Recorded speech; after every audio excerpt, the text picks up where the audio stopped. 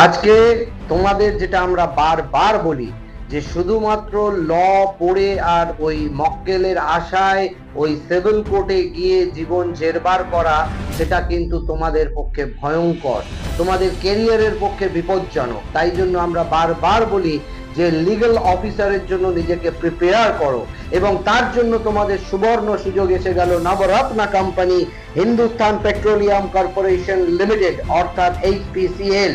HP অর্থাৎ Hindustan পেট্রোলিয়ামের legal অফিসারের জন্য কিন্তু ভ্যাকেন্সি বেরিয়ে গেছে।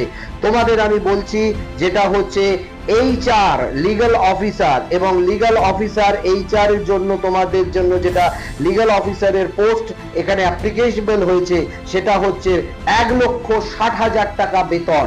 1,60,000 টাকা বেতন, এবং তোমাদের upper limit of the age যেটা আছে সেটা 26 অবধি আছে, এবং এক্সপিরিয়েন্স কিচ্ছু লাগছে না, মাত্র 1 বছরের এক্সপিরিয়েন্স লাগছে, এবং 1,60,000 টাকা বেতন, এবং ভ্যাকেন্সিও ভালো আছে। এবং সব থেকে বড় কথা, তোমাদের আবেদনের তারিখ হচ্ছে লাস্ট ডেট 25শে মার্চ 2026। 25শে মার্চ 2026-এর মধ্যে যদি তোমরা এইচপিসিএল এ আবেদন করতে পারো, সেক্ষেত্রে কিন্তু যেটা এইচ এর লিগ্যাল অফিসার ওদের বেরিয়েছে সেখানের বেতন কিন্তু 1,60,000 টাকা। তুমি ওই টিনের চালে বটগাছ তলায় বসে মাসে মাসে 1,60,000 টাকা মক্কেলদের থেকে আদায় করতে পারবে না।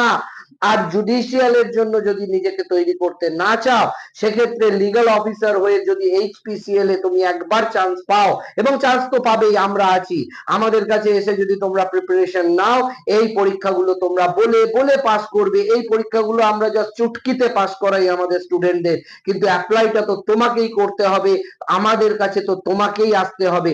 যদি তুমি আমাদের কাছে না আসো, আর যদি তুমি পরীক্ষায় না বসো, তাহলে 1,60,000 টাকার বেতনের চাকরিটা তো আর তোমার কাছে পায়ে হেঁটে আসবে না।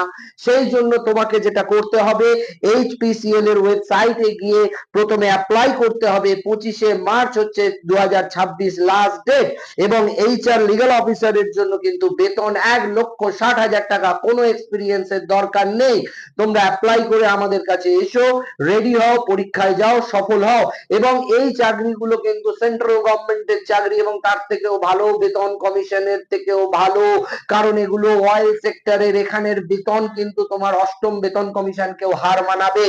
অতএব তোমরা ইমিডিয়েট অ্যাপ্লাই করো এবং আমাদের সঙ্গে এসে যোগাযোগ করো। এর সমস্ত ডেসক্রিপশনে কমেন্টে আমি পুরো অ্যাডভার্টাইজমেন্টটা পোস্ট করে দেবো।